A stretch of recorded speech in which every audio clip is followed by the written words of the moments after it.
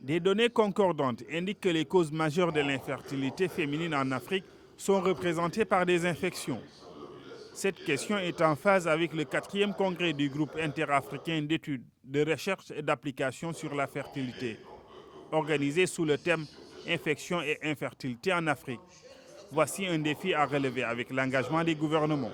L'une des causes majeures, c'est bien l'infection, surtout les infections génitales basses chez les femmes autant que chez les hommes. Le taux d'infertilité au Burkina, il est à l'image un peu de la majorité de nos pays. Nous avons un taux moyen oscillant entre 10 et 15%. C'est la non prise en compte de la santé de la femme par les politiques nationales, mais ça c'est quelque chose qui est en train de changer. Et puis d'autres obstacles culturels et une concurrence peut-être avec certaines pratiques traditionnelles.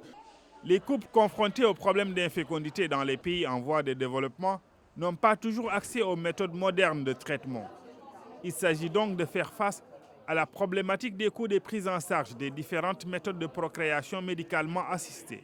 Dans des situations de pauvreté, on a peu accès à la prévention, on a peu accès aux traitements lourds, parce qu'en fait, quand il n'y a pas eu de prévention ou des traitements précoces en matière d'infertilité, on se retrouve avec des dégâts très importants. La patiente qui est infertile est totalement laissée pour compte. Elle doit tout assurer elle-même, le traitement, l'exploration. Donc vraiment, les gouvernements n'ont pas comme priorité la prise en charge de l'infertilité en Afrique. Et c'est ce qui est le vrai problème. Plus qu'un problème de santé publique, l'infertilité est souvent considérée comme une malédiction en Afrique, particulièrement dans les familles traditionnelles.